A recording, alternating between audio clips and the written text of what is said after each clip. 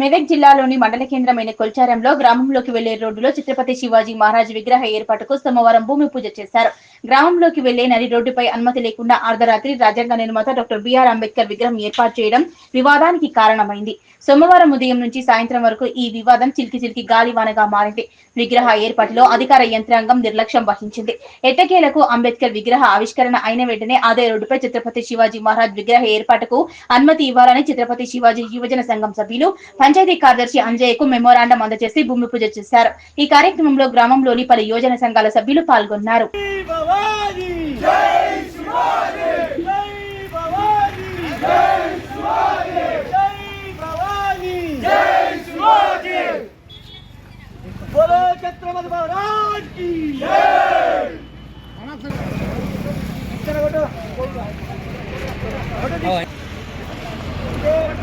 Narayan